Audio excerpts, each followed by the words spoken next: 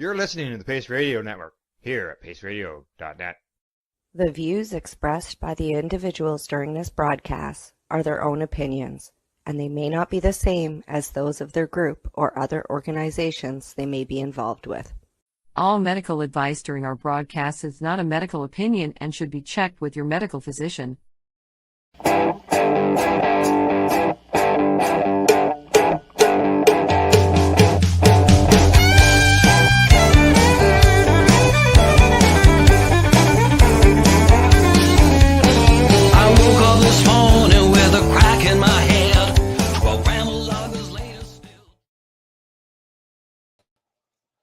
Good evening, everyone. As always, welcome to Pace Radio Show.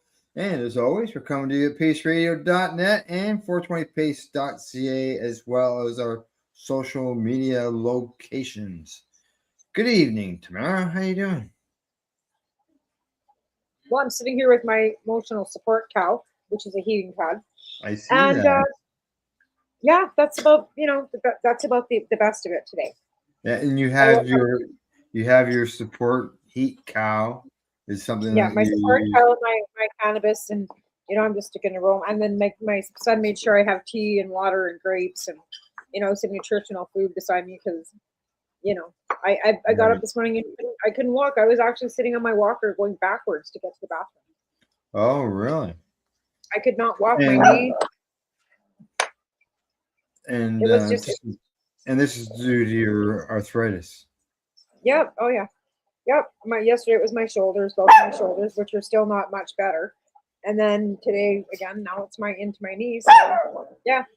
Okay. I've asked you to come up over here. You won't. So you can just emotional support your gremlin that wants up here, but then you go to get her up here and she just wants to fart around. Right. Yeah. Yeah. No, I've been playtime.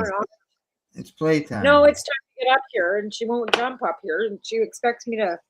I don't know what she expects me to make a whole production of her getting up here. Pretty much. Oh, it's yeah. been a couple weeks of straight pain, so it's been magical. So what did I see? You got a vape pen you got there that I see? Because your video is a little dark because of the windows. Oh, am I too dark? I can still see it. Let's see if I can turn some lights on, maybe make a difference. But yeah, I've got a vape pen that I just got today. It's resin. It's not anything with botanicals, but it's from the legal store. Live resin. Live resin, because our res store still is not open. I don't know what's going on since all the hubbub down in Nova Scotia, but they've been closed since before Christmas, right? Or not before Christmas, right around Christmas it was. I got to get this dog before she just drives us crazy with her barking. So, no, Piper, you go there. Okay, so, I've only had access to, whether it's, or I order it online, and I'm not patient enough to do that, where I have to wait for it in the mail, right? So I've been going to the legal store. So yeah, I've got this vape. I can't remember. This is Valhera. So you're a patient with no patience. No patience, none, zero. Yeah. So it's a what? I don't think anybody would. It's Valhera. Valhera, I think is the provider. Okay. Yeah, I've got I got one here too, and tonight we got some studies and stuff that we'll be talking about, and it just happens that one of them has to do with vape pens. Oh, you got a purple battery too? Yes, I've got a yellow one that I can't find. It's been missing for like 6 months. I have a green one too, Dakotas. These are the best little batteries because you can turn them. Is yours a tribal as well? Yeah. Yeah. Yep, and yeah, I love it. Love them, and they last a long time. And they're $19.99 out here. I don't know what you pay for the Mountain Ontario. Yeah, $20. Yeah, basically. Yeah. Now the thing I hate about them is the last one I had purchased, it leaked, and I thought, then they got that solved yet, but they don't. I've never had one from the legal store leak on me. Haven't you? Oh, never. Boy. I had that one. I had one that leaked so bad that when I pulled it out, it removed part of the battery with it. I've only ever had that problem from the ones from the rest. Oh, right. What about what about the plugging? No plugging either. And my store always gives me a receipt and sends it home with me and tells me if I ever have any problems to bring it back.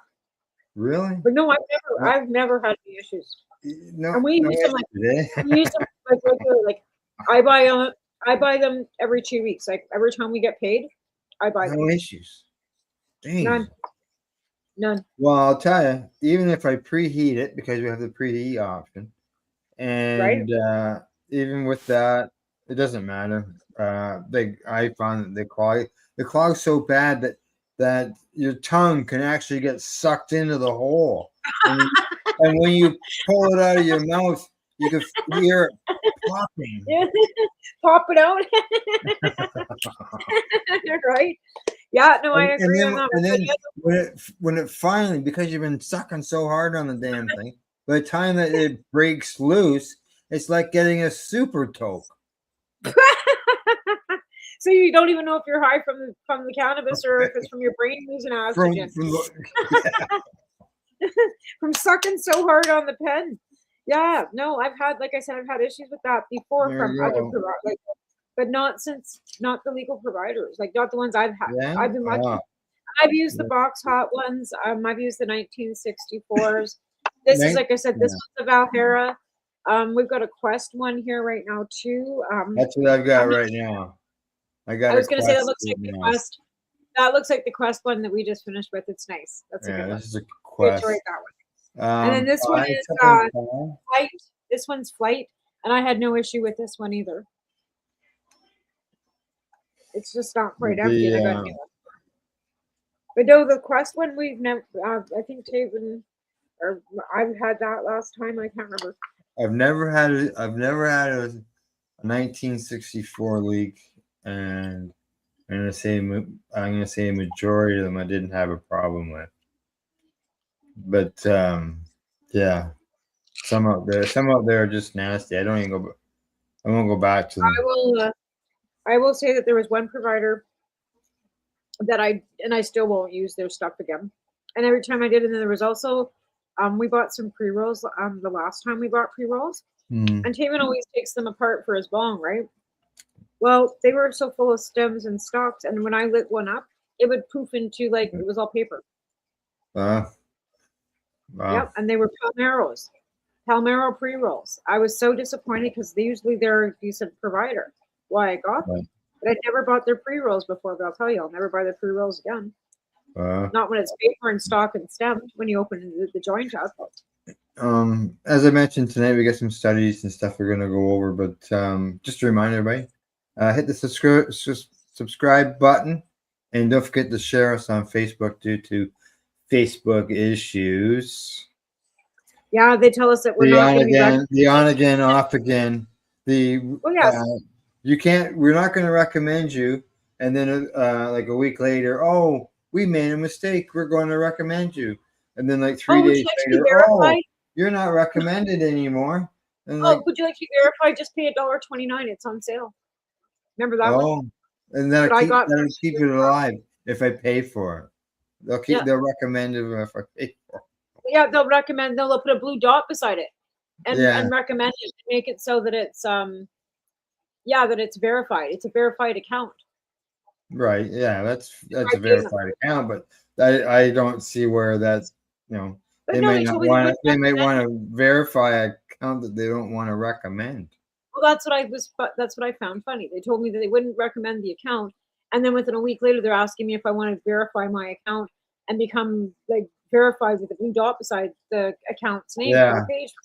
Coffee with marijuana, and I'm like, last week you wouldn't recommend the page, and now you want me to pay you whatever it is to verify the page. So as I mentioned, some studies. So tonight we're going to go over studies that include how cannabis can help with fatty liver disease, to helping to reduce crime. Now, what we haven't discussed yet, and we don't normally discuss Canadian politics unless it's cannabis related. cannabis related on the program. I was wondering if you were going to bring that up tonight. I was going to try and stay. And as you know, not all our listeners know, but Canada, we had an election, so basically a year ago, and the Liberals won. And since then, there has been some people crossing the floor. And today, out of nowhere, that really blew a lot of people away. There was another Conservative member of Parliament to cross the floor to the Liberals. The worst one ever, besides Michael Cooper. I think she is my second. Michael Cooper's my first least favorite Conservative. Well, besides Polyev, and then she was the next. I couldn't believe. I was in like, what? And that is because we know her. But I went, wow! I just, oh my god. Yeah, because we know her as through the cannabis end of things, and because back in 2017, as far as back as 2017, I think this is what this is. Oh, and no, I backed up too far. Anti-women's rights, pro-conversion therapy, voted against dental care. Yeah. When it came to the cannabis end of things, she commented that it's going to, if we had the 4 plants, the growing of the 4 plants was going to allow little 12-year-old Johnny to put his cannabis in the toaster oven and smoke it. Like, what? Remember, senators, do what we need. Don't legalize weed. Yeah. With her poem as well. Makes a poem about fucking not legalizing cannabis. That fucking orange turd. Yeah. That's what she reminds me. Even with her when she walked in there with Carney State, all she reminded me was the Pillsbury Doughboy dressed up in red. Well, here's an article right here, 2017. It's in the Strait in BC. It's called the Roach of the Week. Conservative MP Marilyn Gladue say kids will smoke pot with toaster oven. Oh my god! Like I said, besides Pierre Poilievre and Michael Cooper, she's like my least favorite fucking Conservative MP. Like when I seen that this morning, like my immediate fucking response was laughed out loud. Oh my fucking god! Yeah. I didn't know what else to say because anybody who knows me knows that Marilyn Gladue is my most least favorite person in the fucking world because of her little senators do what we need and don't legalize weed. I can still remember that. It just drives me insane. Yeah. Do what we need. And now she's gonna what? Backpedal? Oh, I wasn't a convoy supporter. I'm not anti-vax. I didn't want nothing. Well, I saw before the show that the Conservative members were ripping into her because of what she'd been saying lately about these floor crossers, all these people have been crossing the floor, and that they should be having these by-elections. But so they're going at her about that. But it was on the cannabis issue, is why I obviously bringing it up. Like that's what I mean. She's a horrible, horrible person because she was probably one of the loudest conservatives when it came time to legalize cannabis. Yeah. Like standing up against it. Like, and she was the only conservative that was ever able to put a private members bill through. Like, but again, because of that, it's not like she was a backbencher either. When she spoke, the rest of the conservatives right. their mouth. Okay, where are we? Right there, I think I've got the she's a horrible. Yeah, here's her quote. She says that we have already established that this legislation, which is on the legalization of cannabis, would put marijuana in the hands of children, not just with the 15 joints that 12-year-olds can have. Oh my but god! With the 4 plants per household, so little Johnny can put some in the toaster oven and smoke it up. I know. There's nothing more ridiculous than that. Like I said, there's just nothing that I don't even. Like I have to wonder. And it's not like the Liberals are desperate for fucking crossovers. They don't really need them. So I don't know what the hell they're thinking for taking her under the fucking tent. I really don't. Yeah. I think it's now going to cause problems. That Colorado, that they had a 32% increase in drug impaired driving. Now I know that there is a study on some cannabis driving that I've got on the list there tonight, and now she raises issues about the treaties at this time. I was talking to somebody on yesterday about the treaties, and I agree with what they said. And with the treaties is that the medical use is perfectly fine. There's no issue with that. When it comes to the treaties, it's when it comes to the legalization of it, because it's not in the treaties. And they said that that's the issue, is because they don't look at that as being supported by the UN, even though other countries are doing it. But there's very small comparison between medical and recreational. Anyway, it's not in the treaty. I've got a one report. If we get to it tonight, it's an article, and it's written by a fella. But that's why they're being talking about. Yeah, he's talking about human rights and access to medical use of cannabis and that, and about CBD. Right. Well, I know that was something they were going to try and, like, in the States you can buy CBD in the gas stations, right? But is it really CBD? Yeah, they're selling at Circle K in the US. You can't get it at Circle K here in Canada.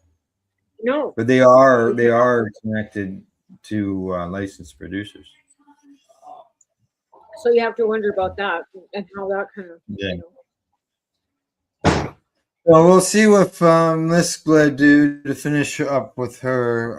We'll see how she makes out on the everything file, but the cannabis file is usually what we focus on. So, well, and I mentioned it's not something that's coming up, so you know what I mean. Like it's already legalized. There's not a whole lot that she can do about it. Yeah. And I haven't read into any in depth of the reasoning behind it and what each side is saying. I don't think anybody knows. They're all like I've seen something posted by a couple conservative people but I haven't seen anything from a liberal person. I haven't actually even gone looking for it because it hadn't shown up in my news feed. Well, what she's basically said is because for her riding, which is Scarborough, because of the steel and the cars and everything, that she feels that she needs to be working with the government with her engineering background to try and help her and represent her area for the best way. And the only way she sees forward with that is under the Carney's leadership. That's the explanation she gave.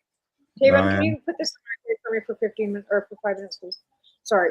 But yeah, that's the explanation she gave. So. Okay. 5 minutes. You have to roll it up like that and put it in the microwave for 5 minutes. Thanks. Do you have to mist it first? No, you just have to make sure you take the Scentsy stink bag out of it because it's a Scentsy one. Oh. Yeah, so it's just beads and stuff. I got a infrared heating pad coming tomorrow because that doesn't stay hot long enough or get hot enough. Nothing seems to be hot enough, and then it's too hot. Okay, now as I mentioned, study cannabis and the fatty liver disease. They say it's a serious health condition involving a buildup of fat on a person's liver. And there's two types. One's caused by heavy drinking, and the other one is caused by different contributing factors, including but not limited to diabetes, obesity, high blood pressure, pharmaceutical drug consumption, and infections. I know that my doctor, when I was first diagnosed with Crohn's, I ended up with a liver disease. and they had to do the biopsy on me. And he stuck the needle, which was like huge, barely fit on the tray. I don't know if it even fit on the tray. And stick it in through between my rib cages, in between my ribs, and had me breathe certain ways, so I was like awake during the whole thing. He just gave me a local anesthetic in that spot and then stuck it in. So, but there'll be no fucking way. No fucking way. No. They used let's see, CBD, CBG, and the studies were published in the British Journal of Pharmacology. Let's see, they used mice, just so you know. We're always using mice. They said that CBD and CBG treatments improves the glycemic control, reduce hepatic triglycerides, and normalize some lipids without affecting the energy. So, and a lot much more big words in here. Don't you love that? They make it so you can't even understand how you're trying to say. Yeah, that's the thing, eh? Some lipids of this thing and fucking flip it of that thing, but I don't know what the fuck I just said. They said here these findings identify a novel endocannabinoid system independent mechanism by which CBD and CBG enhance this hepatic energy buffering and other things as well. They say it's contributing to improved liver lipid handling and supporting phytocannabinoids as promising therapeutics. Yeah. Wow. So yeah, that was, and as I said, that was done on mice. Well, again, they're doing the studies on mice, which I appreciate. But I mean, how many years are they going to continue to do studies on mice when we already have it been legalized and have human consumption in cannabis being used legally for how many years? They could be using human. I mean, I know there is human studies being done too, but come on with the mice.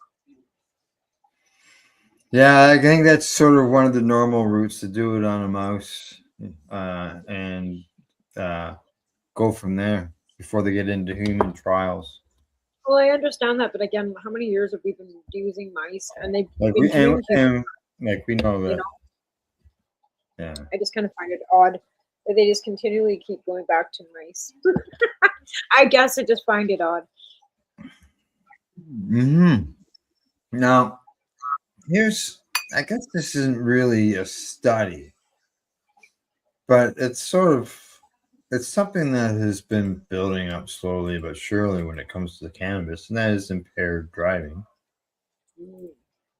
And they say that they have discovered or created something. It's federally funded study. Well, it is a study, so there you go.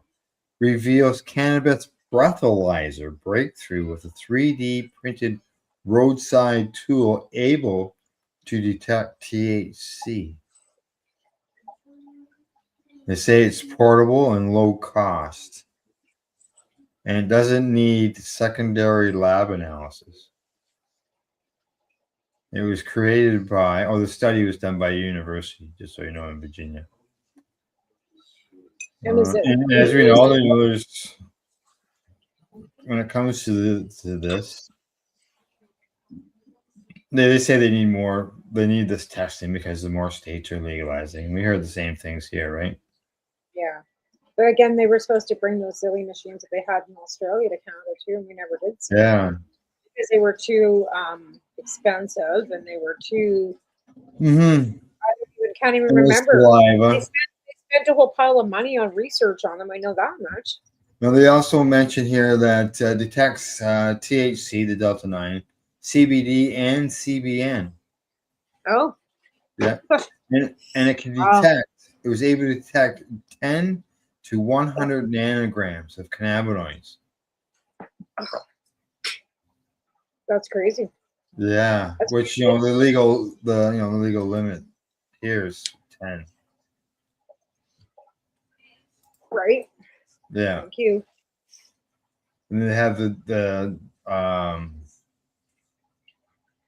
warning sign, the warning level, like to do with alcohol and all that. Let's see what else. They say overall this project established fundamental data supporting the feasibility of a portable, low-cost, colorimetric tool for detecting cannabinoids using 3D printed cartridges and readily accessible reagent. While Isn't there a, additionally, validation and field-oriented development are needed. These findings provide a proof of concept framework for future roadside or point collection. right? But still, they do all this. But you know what the end result is? There's still nothing that says what the actual, there's no scientific data showing what the actual impairment is, like how we haven't established and tested on the alcohol end of things. We have an arbitrary number when it comes to cannabis. Well, that's exactly it. They don't absolutely have like anything. You're welcome, honey. Thanks for putting this away. Like, I mean, they've come up with all these ideas and all these, studies and all this stuff, but at the end of the day, they've got no end solution and nothing that's actually being used that they can use, like with actual proof, like actual results, right? Yeah. Oh my God. Well, they say here in 2023, a federally funded report by researchers at the University of Colorado and another place concluded that evidence does not support the idea that detecting THC in breath as a single measurement could reliably indicate recent cannabis. Well, no, because I could be blowing on Well, they don't this. support that. This So, nicotine, like the nicotine could come up like positive as the same thing. yeah. No, it's like I don't know.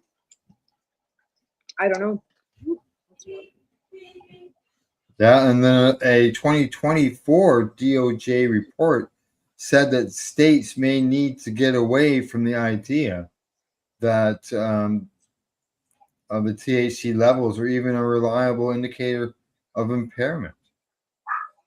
So that's the DOJ saying that the states shouldn't even rely on that as an indication of being impaired. Well, what do they have that actually links THC to impairment? What's that?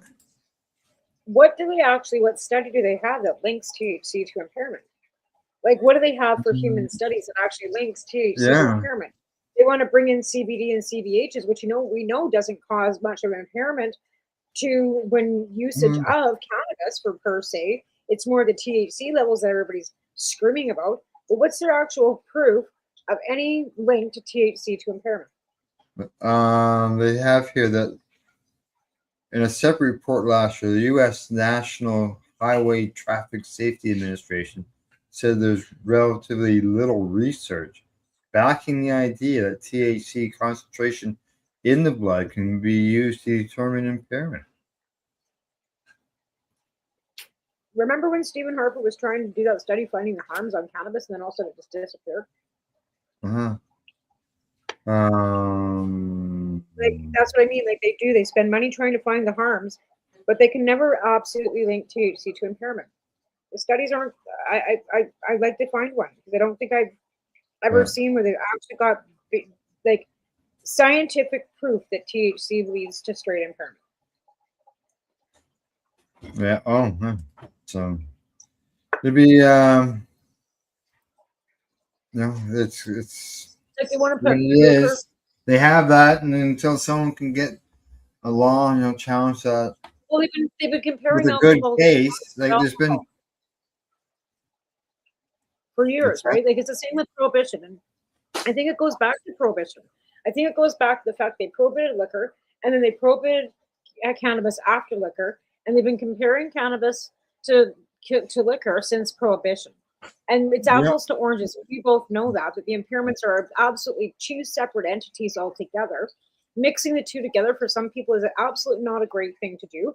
There are all kinds of different things because everything can, conversely affects everybody differently, whether it's alcohol or cannabis. But I think continually trying to compare the two, whether it's between the laws with impaired driving, whether it's in the impairment issues when they're non-comparable, I think we need to start steering people away from trying to compare the two, because as long as we keep in that cycle of comparing the two, we're going to end up with the same results of people thinking that cannabis is impairing. And there's absolutely no proof that THC leads to impairments. Yeah. Well, we're going to take a break. I see it's the bottom of the hour. And when we get back from break, we're going to be talking more about cannabis and driving on something I've got here as well in front of me. So we'll get into that when we get back. And other than that, this is Pace Radio Show. We're live here at paceradio.net and 420pace.ca. And we will see you in, I don't know. It depends on what commercial I'm going to pick.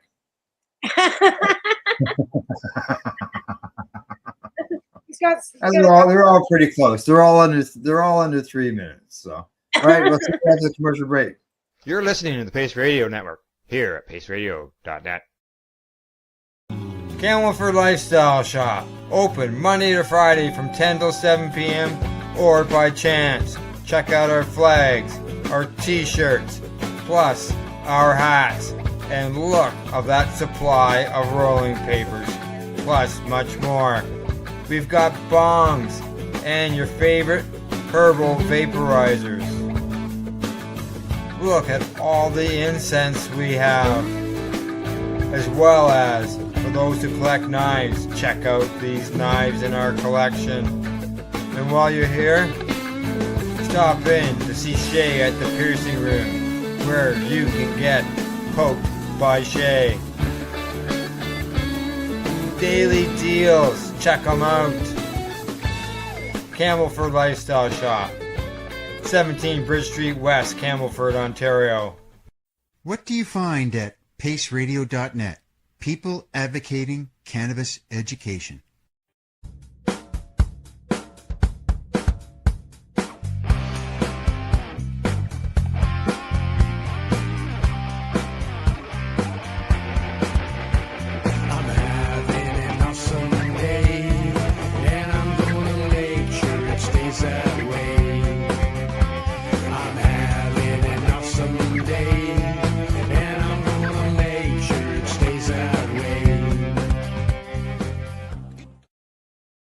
Limestone City Hydroponics is Kingston, Ontario's hydroponics shop. Take your growing to the next level and create the optimal environment with a tent kit, or maximize your yield with an ebb and flow flood table kit. Either way, Limestone City Hydroponics has more sizes and options to fit your needs. Are you looking for the power of the sun that adapts to your budget? Then look no further, as they have professional grow lighting. They have indoor grow systems that are easy and cost effective, with many options to fit your living space and lifestyle. Cultivate your growing potential. We have everything you need to succeed. And if you can't make it to the store, they offer local delivery to the greater Kingston area. Remember, when you're looking for experts to help you grow, then look no further than the locally owned Limestone City Hydroponics, 105 Sunderland Drive in Kingston, Ontario. Call them at 613-548-0420. Rerolled Saturdays. Check it out. Nothing but non-stop cannabis and psychedelic programming. Find it at 420pace.ca. You're listening to the Pace Radio Network here at paceradio.net. And you're watching the Pace Radio Show. Before the break, Tamara, we're talking about cannabis and driving. And I said that I had some more information on driving with cannabis. We got back from the break. How's your cow doing? Moving all over, because everything's we're just moving it around where the pain goes. It's kind of like just everywhere. So my knee, just keep on going. Don't mind me. I'm just moving the cow. All right. Okay. All right. So what they have found is that frequent cannabis users show no driving impairment the morning after after smoking cannabis the night before, according to the study. And as we know, cannabis stays in the system. People can get busted for impaired driving friggin' weeks afterwards because of the level of the amount of THC that's in the system sticks to the fat tissue in our bodies. It can stay in your system for up to 6 weeks. Yeah. You can have smoked a very limited, like not even a very big amount, and still 6 weeks later, just like drug test positive for cannabis. Yeah. Well, a former host here on the network, he was tested a month afterwards because he was driving truck, and he still tested positive. Yep. So, this is good to see where this report says that the next day, they say 12 to 15 hours after. So what they did, they took 65 frequent cannabis users who smoked the night before and 65 non-users. And they said that the researchers found no significant differences in driving performance between the two groups. And all the drivers, their blood and THC levels were above 2 nanograms, which is the legal limit in the UK. Ours is 5, right? So, right. Yeah. And they tested people that had no THC in their systems at all, right? Yeah. The non-users. And they tested the same. Yeah. They said the regular cannabis use group showed no significant impairment in driving performance 12 to 15 hours after the last cannabis use the night before compared to the control group. Blood and oral fluid THC concentrations may not be an accurate correlate of driving behavior. So there you go. Well, again, like if you're a shitty driver, you're just a shitty driver. Yeah. And they say that the findings suggest that the current legal thresholds of THC may not accurately reflect the actual driving. Now, the participants in the cannabis group, what did they smoke? Their THC average was 30%. CBD was only 0.6. So they said they inhaled approximately 159 milligrams of THC. They completed 4 driving scenarios, including weaving, speed control, reaction time, and following distance. I found it off the audit because somebody showed me, I think I already said this a couple shows ago, that I was handed some joints at cannabis store that said they were 14.7% CBD. Mm-hmm. What? Like, when did CBDs become that high in levels? Yeah, really? You said 17%? 14.7%. But even that's high, like for CBD. I just thought it was odd. Well, you never know with technology these days. Let's see. There's something here I thought that might be. Okay, no. So there you go.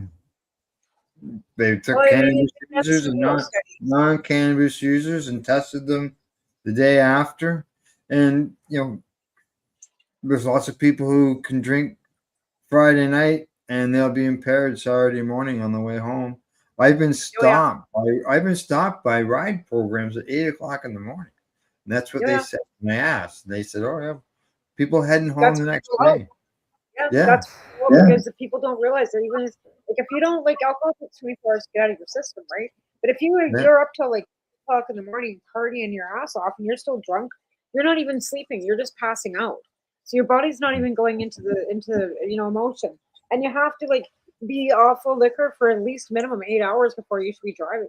So if you drank till 3 o'clock and you're getting up at 8 o'clock in the morning and driving, you're still drunk. You shouldn't be driving or going to work. And how many times, back in the day, did I stay up partying until 3 o'clock in the morning, go rolling into work at 8 o'clock in the morning? Yeah, feeling like shit, eh? Still drunk, woo! I've been there, that's for sure. But hey, I made it. God damn, Yeah. those are the days. We're talking like the 80s. So yeah, we're talking a long time. Correct. Okay, now from that, we're going to move on, as I mentioned earlier, vape pens. All right. Vape pens. What are they saying about vape pens? Oh, I'm sure nothing good. I mean, why would they say anything good about anything we like? This is.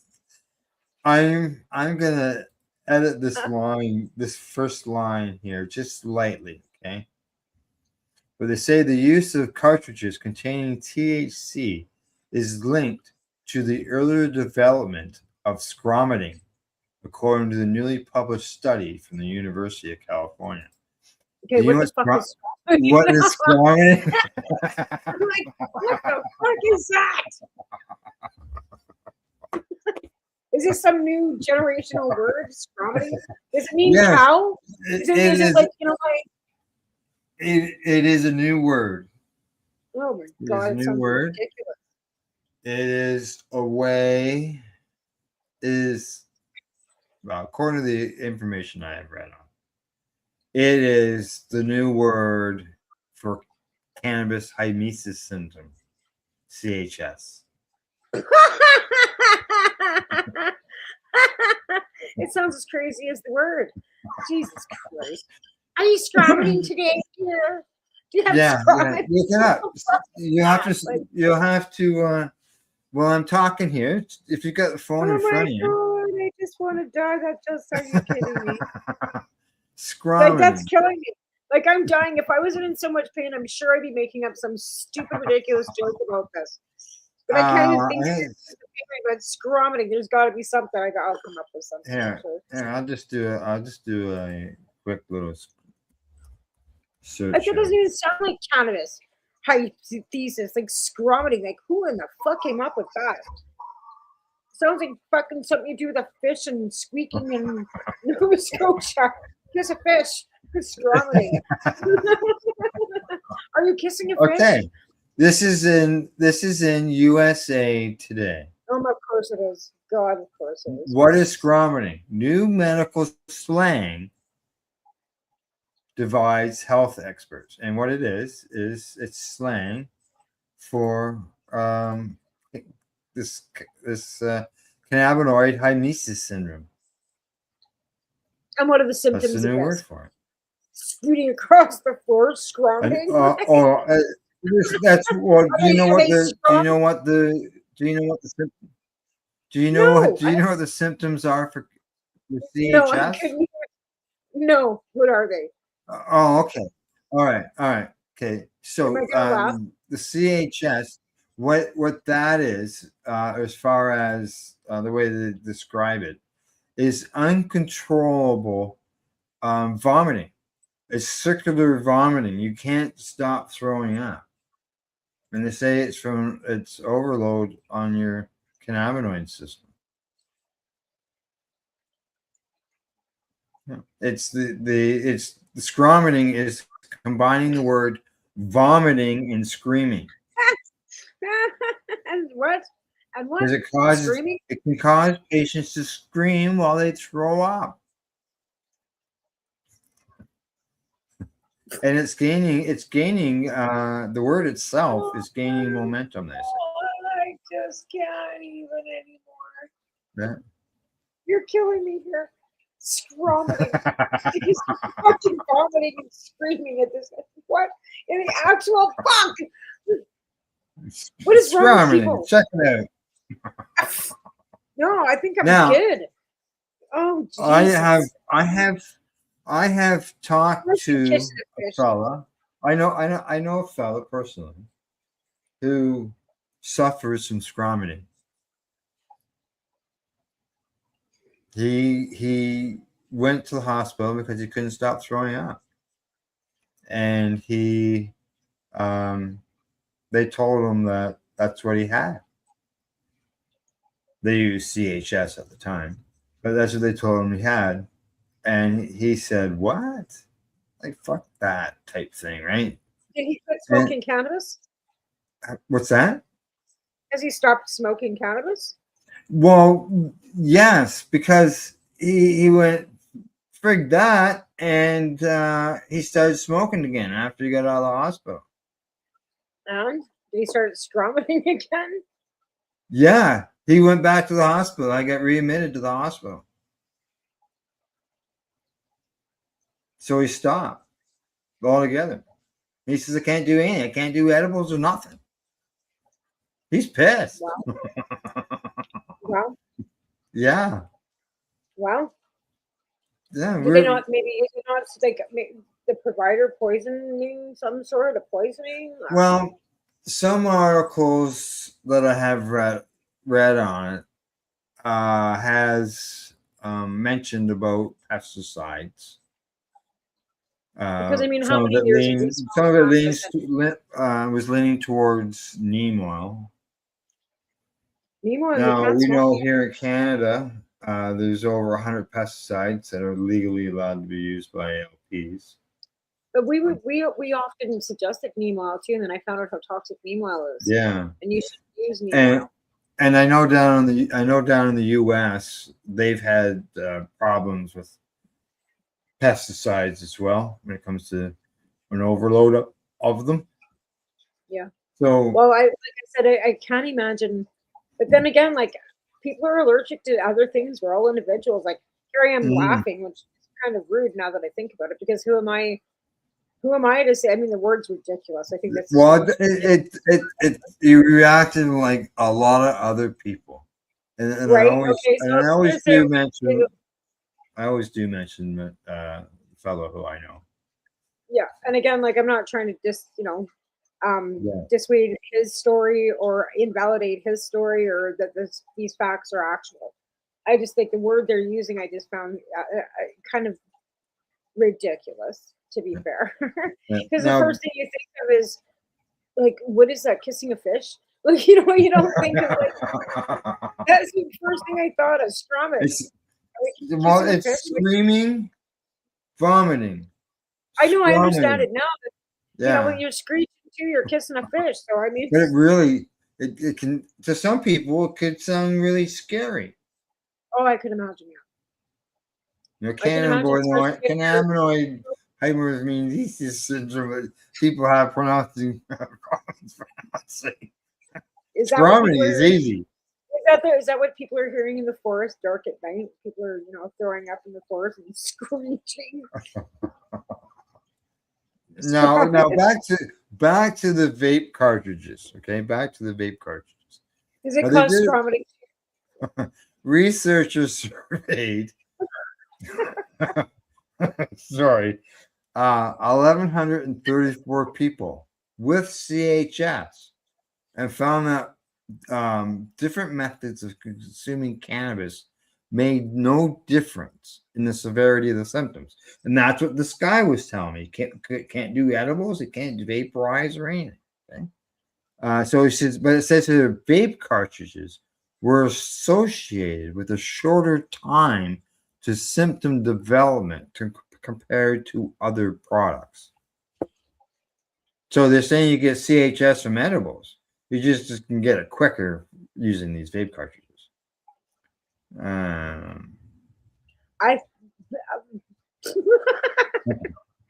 don't even know what to say because, like I said, I don't want to invalidate anybody's experience. It just sounds like Now let's say CHS. Okay, here's an explanation of it. CHS. It is a condition that results in patients experiencing repeated and severe bouts of nausea, abdominal pain, and vomiting. It has been linked in previous research to the heavy and daily use of cannabis products. And the symptoms present in 3 stages: the prodromal phase, the hypermetric phase, and the recovery phase. But how long is this supposed to last? How long does it last? I guess this guy wouldn't know anymore because he. They said that in the episodes last. Like, I'm gonna get to that. I'm gonna get to that right here. In the prodromal phase, patients generally experience morning sickness, anxiety, and mild abdominal discomfort. This phase can persist for several years and often agitated by continued cannabis use. They say in the next phase, the hypermetric stage, they report episodes of intense vomiting and abdominal pain, have a reduced level of food intake, which often results in weight loss, and are prone to taking very hot showers or baths to ease So it the sounds like it's symptoms. lasting like hours and hours and hours Yeah. and days. They say this stage usually comes to an end when cannabis use is stopped. So if you keep smoking, you're just going to keep puking. And meanwhile, you're puking, so you're still smoking, thinking the cannabis is going to stop your nausea. And all you're doing is making yourself sicker. Yeah. They say the recovery stage signals a return to normality for the patient and can last for weeks or months.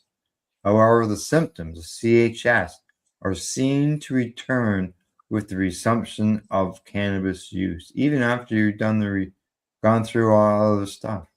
And the survey revealed that at least 96% of patients with CHS use cannabis at least once every day, and around 45% said that before their symptoms started, they had used cannabis 6 or more times per day. I don't know what to say because that means we're all at risk of that. Yeah. Oh, yeah. My number's so above all that stuff. Now, I just on one other note on this, on Sunday, this coming Sunday night at 8:00, you know Dr. Ethan Russo? Yes. Okay. One of our content providers on the Veterans Action Council, based out of the U.S. They have all kinds of people who come and speak at their roundtables. This we're airing one with Dr. Russo, as I mentioned, and this was done, I think, approximately about a year ago, and it's all on CHS. So anybody wants to listen to a cannabis researcher talk about it, I haven't seen it personally to know which way he talks about it on there, but it'll be there. It'll be airing on Sunday night. The expert that would be the one to speak on it. That's how I feel. Exactly. Again, like I said, the doctors that are speaking on it, are they just making something up to go along with because we don't have any information? They don't have any education on cannabinoid systems or how it's supposed to work. Are they just making excuses or making up? Yeah, you know what I mean? If they've got no exposure to cannabinoids, how do they know that this symptoms and this whatever is what it is if we've got absolutely no background on it? They say that patients reported using around 10 grams of cannabis per week, with most products coming in the form of vape cartridges or flour. Patients source their products. Were they eating properly? Were they going to parties? Were they taking MDMA? What else were they doing? It just says here, I don't know, I've got to that part. Patients source their products from licensed and unlicensed dispensaries, as well as from home grows, with 62% purchasing from licensed dispensaries. And most of these people had used cannabis for more than 3 years. I know. Yeah. How many people was there? Like thousands or just a few? Well, they did a study of 1,100 people. Okay, so 1,100 people all went out, did mushrooms, got high on something else, then got sick. As always, this is involved in all studies, okay? There's usually always this little disclaimer thing. It says, while the study shows an association between vaping and earlier CHS onset, the researchers noted it does not prove that vaping directly causes the condition to develop more quickly.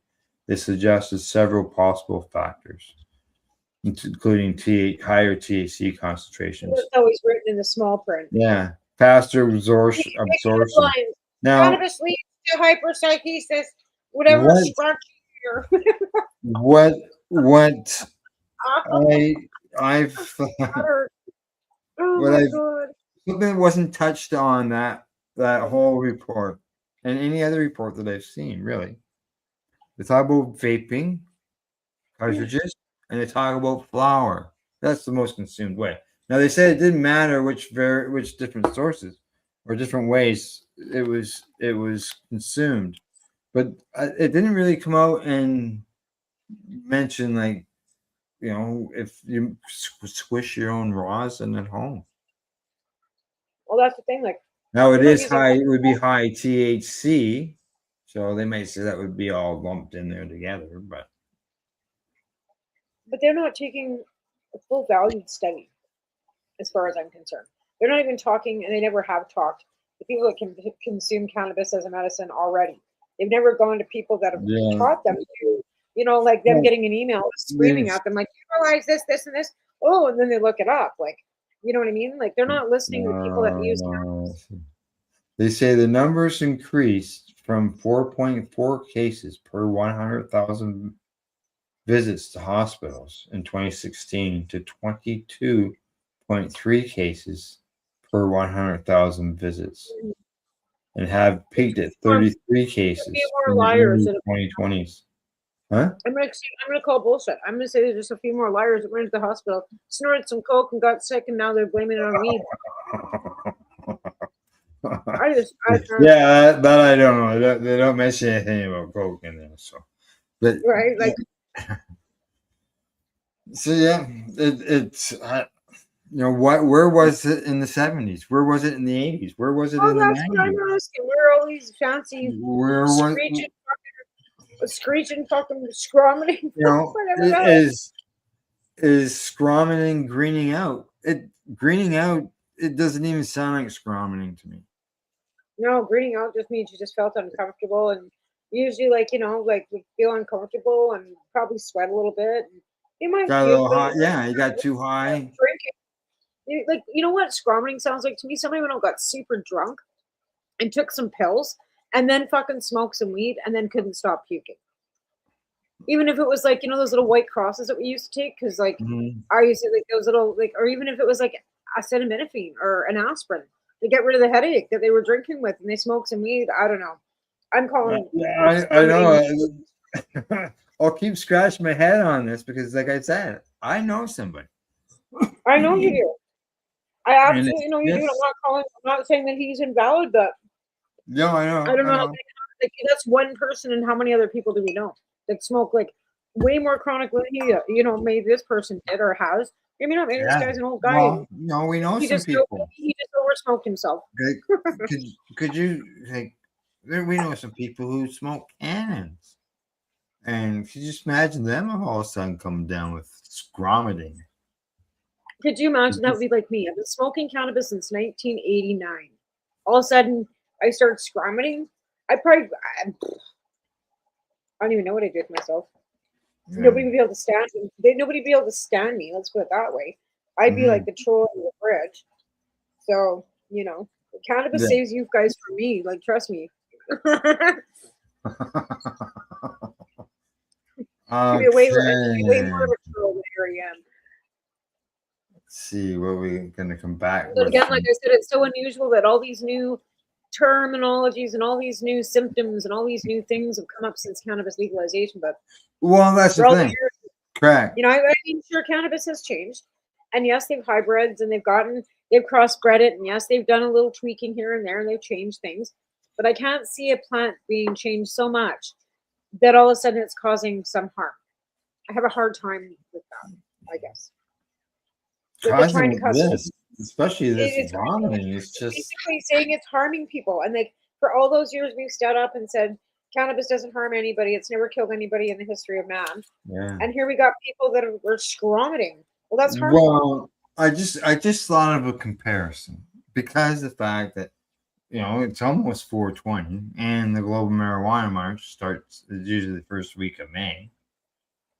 And I put that song together about the Global Marijuana March and the pictures in the video.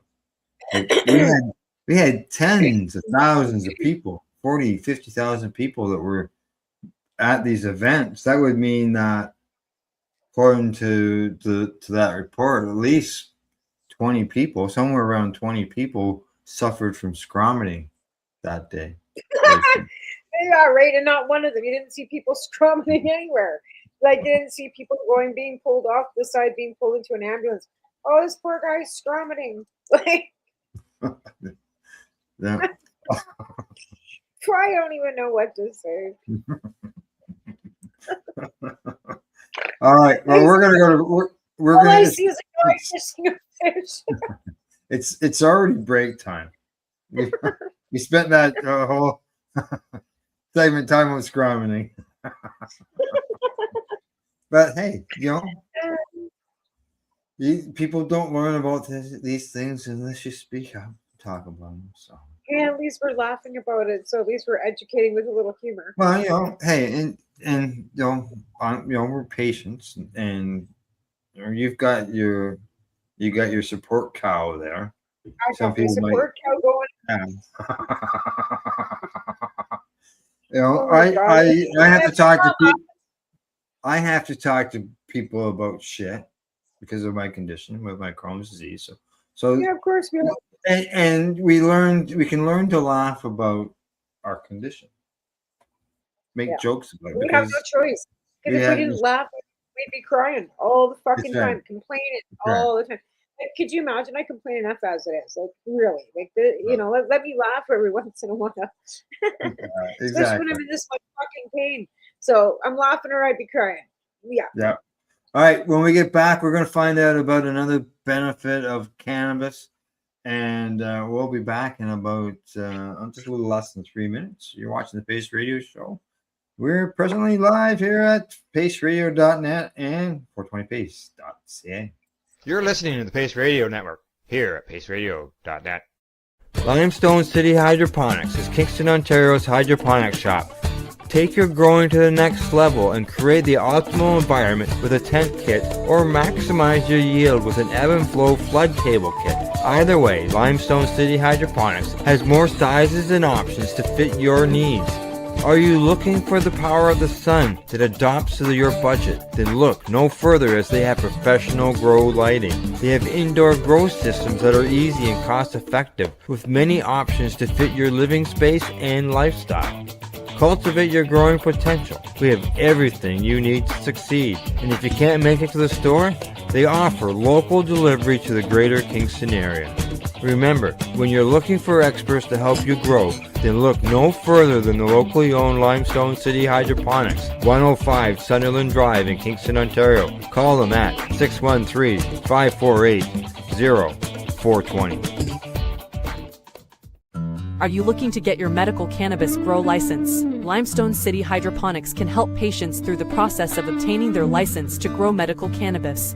What's that? You don't have a doctor? If you meet the medical criteria, Limestone City Hydroponics has a nurse practitioner who can assess and provide medical cannabis prescriptions. What are you waiting for? Contact Limestone City Hydroponics at limestonecityhydroponics.ca or call them at 613-548-0420. What do you find at paceradio.net? People advocating cannabis education. Enjoy the buzz of legalization with Campbellford Lifestyle Shop. From lights to plant nutrients, books, consumption accessories, and more, we've got all your basics to grow or consume cannabis. Visit our info center or take a look at our piercing services and body jewelry, now available in-store through Campbellford Lifestyle Shop, 17 Bridge Street West, Campbellford. Rerolled Saturdays. Check it out. Nothing but non-stop cannabis and psychedelic programming. Find it at 420pace.ca.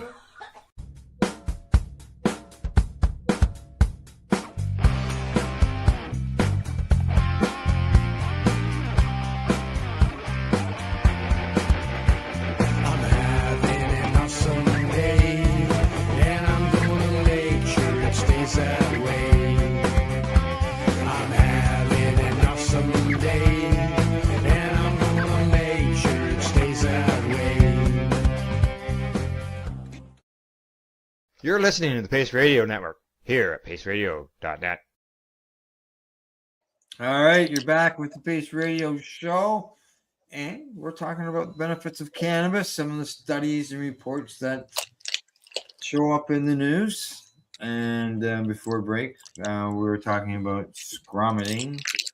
And for those who know about scromining, you can check it out. SCRO, scrom, MITTING, scromining. And then you can laugh really hard and let us know what you think. And one more note on that, just a reminder, because scromining is the new term for CHS, cannabinoid hyperemesis syndrome. Sunday night, 8 p.m. here on the Pace Network, you can find an interview that the Veterans Action Council, veterans out of the U.S. who are doing fantastic work. What can I tell you? They're going to be talking to Dr. Ethan Russo about CHS. It's a recording. It's about a year old, so be able to take a look at that and see what he says about it. So, and moving from there, who would have ever thought this? More cannabis could mean less crime. Reports say yes. That's right. Bring in more cannabis, get less crime.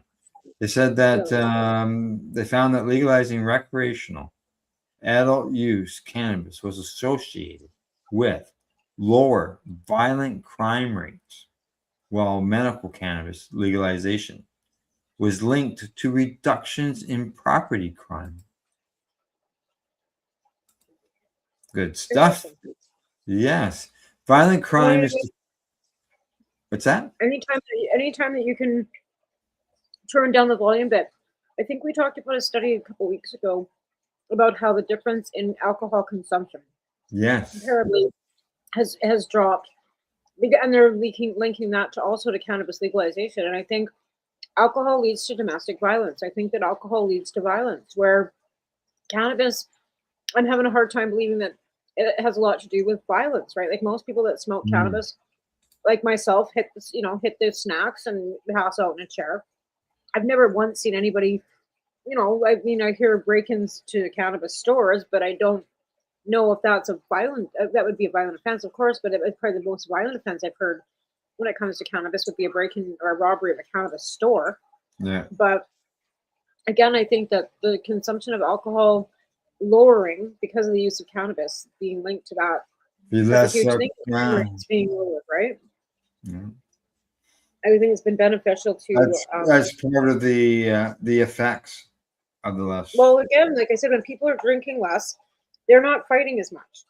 People have a tendency to argue and fight when they're drinking. I don't know what it is. Some people are happy-go-lucky. Alcohol doesn't do that to people. But some people, alcohol turns into a completely different monster.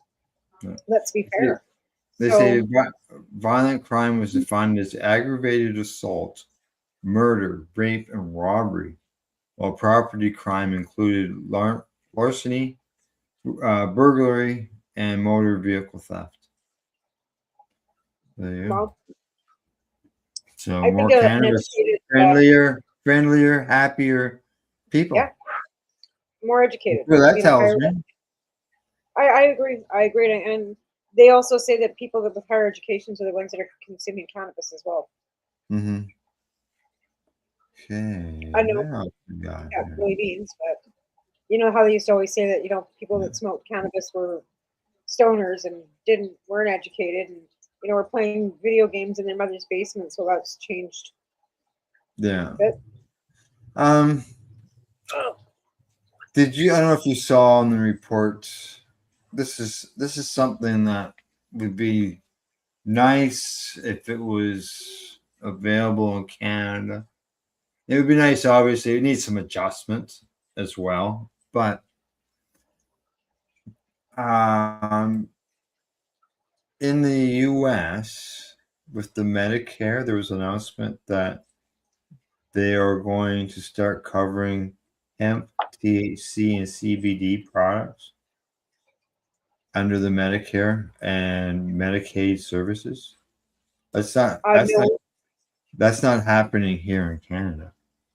No, but I also know that people with Medicaid are also being charged $15,000 for 5 stitches. Oh yeah. Oh, I'm not. Yeah. So Oh, you're I going to don't tell a doubt county that. company you're going to charge somebody $15,000 to get stitches? Like, I don't know. I think I'd Yeah. rather pay for my Yeah. cannabis and not No, have to but pay I'm not talking about their healthcare system. I'm just talking about just this program itself. I know, but what's going to be the copay on that? The co-payment, well, they get this is where the numbers are low. As I said, it needs to be improved. But they're going to allow them up to $500 worth of hemp-derived products each year for eligible patients. That's the key word too, as well. But it's not Eligible cannabis-derived products; it's hemp-derived products. It's what?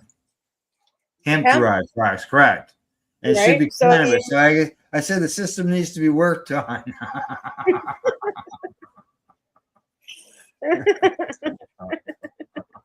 I'm such a pessimist. I've got it all figured out before you even said it.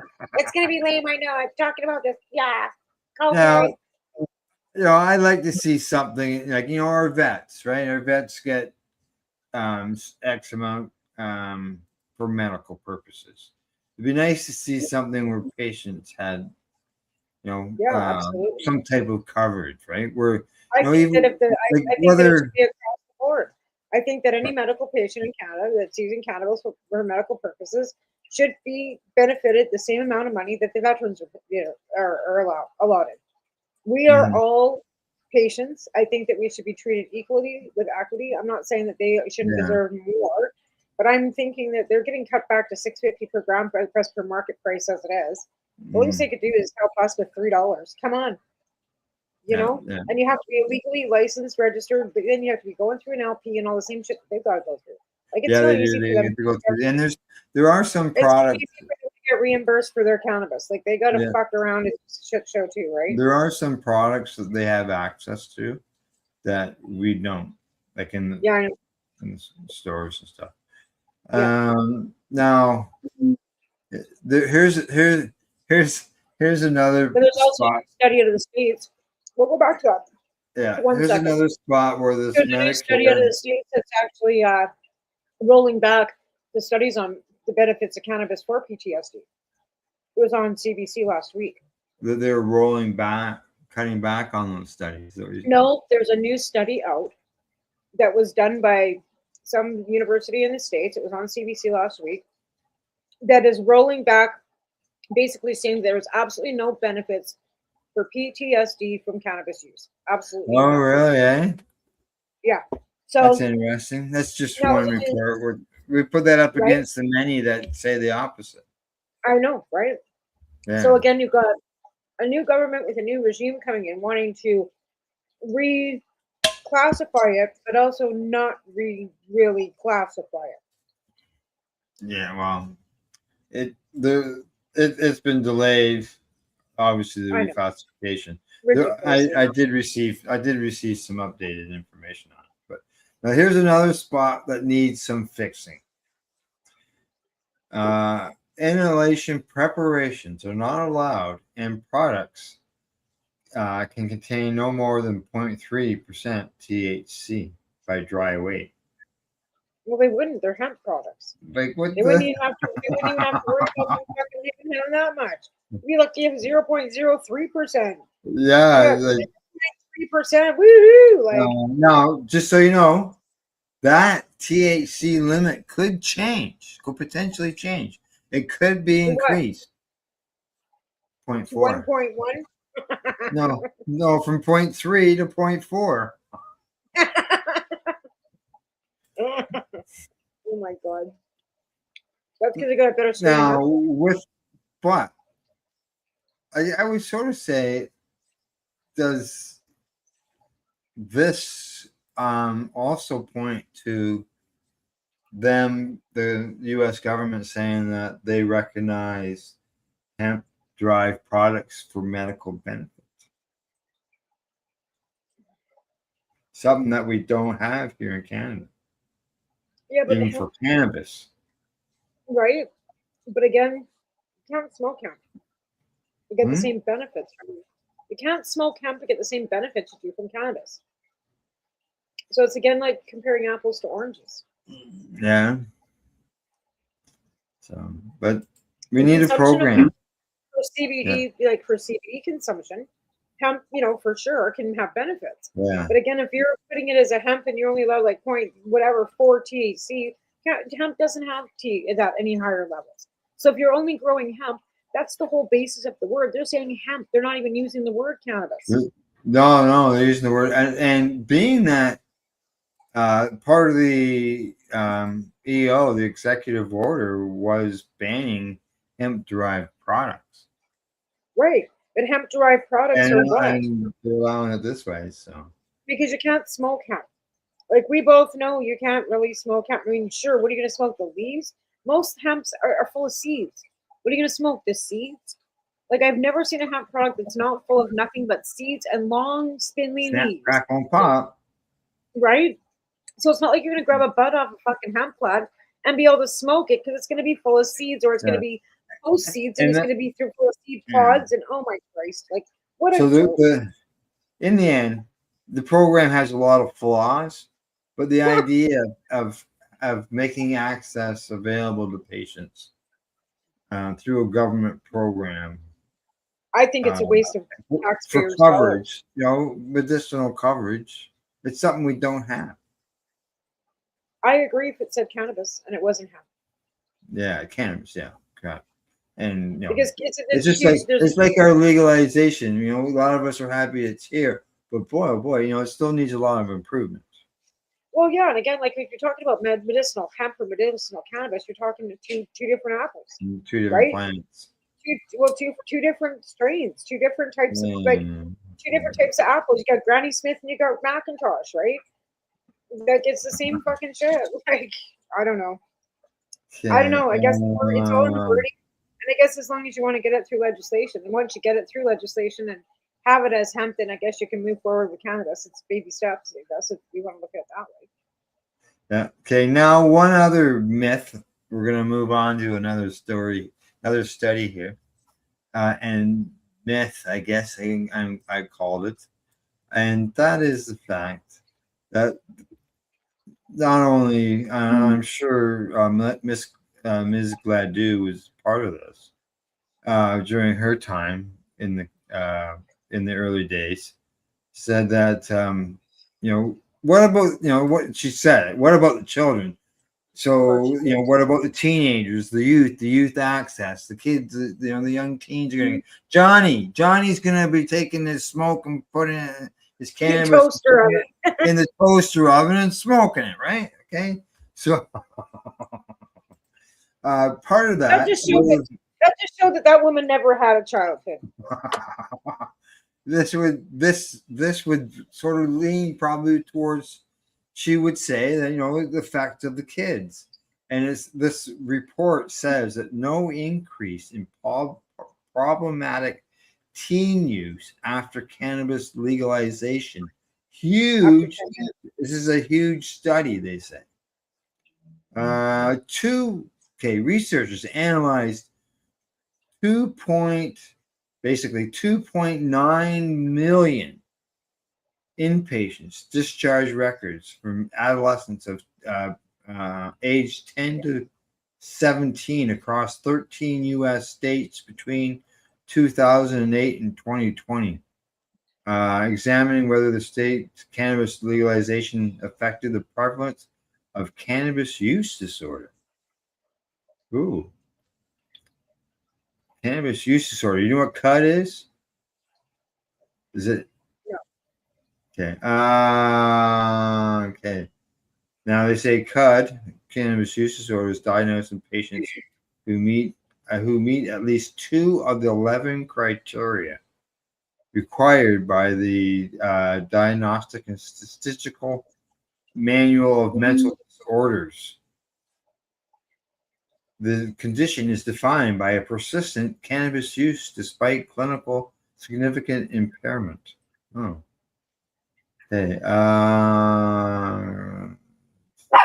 They say that this multi-state analysis of adolescents' inpatient encounters across 13 U.S. states between 2008 and 2020 found no consistent evidence that state non-medical cannabis legalization was associated with an increase in the prevalence of CUD diagnosis among adolescents across multiple models and demographic subgroups.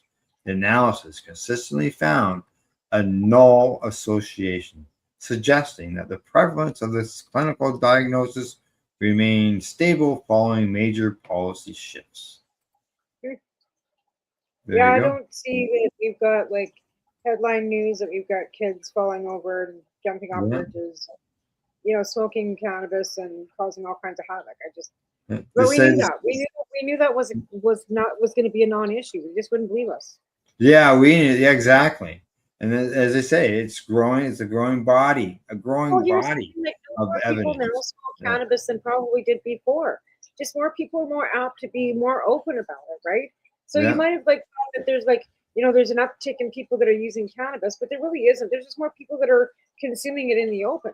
There's more ways of tracking it now because they have legal stores where people are buying it from. Mm-hmm. So they can keep better statistics on projection on marketing, right? So again, I don't think any more people are actually smoking cannabis that were probably smoking it before legalization. I just think that people are more openly doing it. More openly doing it. Now, they say that recent data from Germany showed that youth cannabis use among teenagers, that's 12 to 17, declined after adult use legislation. It's no longer taboo.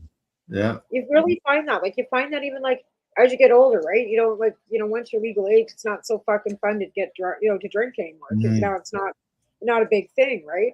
And I think it's the same when cannabis became legal. I don't think it became such a taboo that it made it so that it was so appealing. Now, they say that according to U.S. data, they say state regulators, they have conducted 7,800 compliance checks of licensed cannabis establishments. And they found that 94% of the cases, the minors were denied access to cannabis use. So they're directing that to the fact that because of the cannabis stores, like you mentioned, they're not getting that access. That too, kids aren't getting that access because they are blocked from the 19 and over. Yeah, and as we've talked, and there's more access to MDMA, to meth and stuff on the streets than there is for them now, which I think is a problem. Why I think we should legalize and regulate all drugs because then it gets them all off the streets and away from them. If you really want to protect the children, you don't just legalize the most harmless of all substances and put it behind doors. You take the hardest ones out first, like heroin and crack and cocaine and all these things that are causing all these addiction problems, right? Yeah. At least if people are going to use drugs, because nice people use drugs, at least let them be safe while they're doing it. That's my opinion. Yeah. They're not going to stop people from doing drugs. They're just not. No. Okay, what else we got here? Studies. Here we go. Probably our last one before we wrap things up. I'm just making a mess. Yeah. Daily use of FDA-approved CBD formulation increases body mass index in anorexia patients. Mm-hmm. That's, I guess, good. Yeah. RFK approved. Oh, I see what they were using. Okay. They were using Epidiolex. That's the FDA approved plant-based formula. Oh, so they were using pharmaceutically. Correct. That's what they were using. That comes from it's a big company too. Moderna. I can't think of it offhand. Moderna? Pfizer? No. Campbell soup? No. No, it's actually it's FDA approved. CBD. Well, there's several that are there's several that are it's for epilepsy. It's for epilepsy is what it was originally created. Oh, so it's an antipsychotic then. Yeah. And it has some cannabis whole plant stuff in it or something, I believe. Let's see. They said that they used took 32 women diagnosed with anorexia, so no mice. Okay. And this has been proved in the U.S. since 2018, just so you know. And they say that patients consume standardized doses of either CBD or a placebo for 3 weeks. The patients who consume CBD acknowledged no serious side effects and experienced a significant increase in body mass index over time compared to the placebo group. And the authors concluded this study demonstrates a favorable safety profile for CBD in women with AN and atypical AN, the anorexia, with the capacity to support weight recovery and an indication of improving eating disorder psychotherapy. Psychopathology, there you go. So yeah.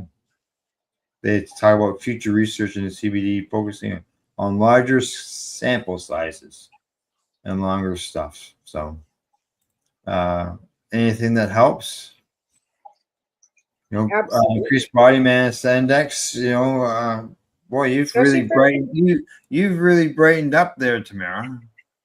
That's because the sun's beating right in that window. Did you just have an idea? Did you just have an idea and the light bulb went off in your head? Yeah, light bulb went on. Yeah, no, this is my west facing window, and it's because of the time change now, and because it's late until like 10 o'clock at night.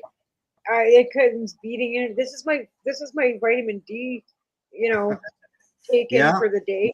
Yeah, get your vitamin D. So I got a south facing window here, and I got 2 west facing windows here, and that's pretty much my deck's all east facing, and so the house is like you get sunlight pretty much all day. All day. All right. Well, instead of blinding everybody by the light. And I'd get up and move it, but I can't even move right now. Or I'd get up and run. No. There's only another minute left in the show anyway. Sorry for blinding you by the light, but hey, at least you got a little sunshine in your life. That's right. Yeah. Especially if you're getting a lot of rain. Like we're getting a lot of rain here, so. You know what? We have had some pretty great gross days here too. Like I said, with the pain levels I've been in, it's been pretty gray and gross. So I'm happy there's a little sun coming in right now. All right. Anything before I sign us off? No. Have a great week, and we'll see you next week. All right. Sounds good. Other than that, thanks go out to our sponsors, Limestone City Hydroponics.ca, the Campbellford Lifestyle Shop, as well as At-Eze.ca. Thanks to everybody for tuning in the program, whether you are catching the audio podcast or the video end of things. And other than that, we will see you next week. And good night. Bye-bye. Good night.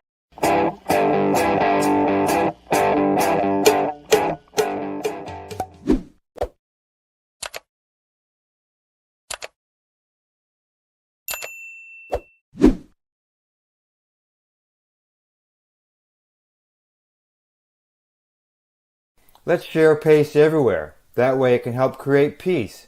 People everywhere advocating cannabis education. You're listening to the Pace Radio Network here at paceradio.net.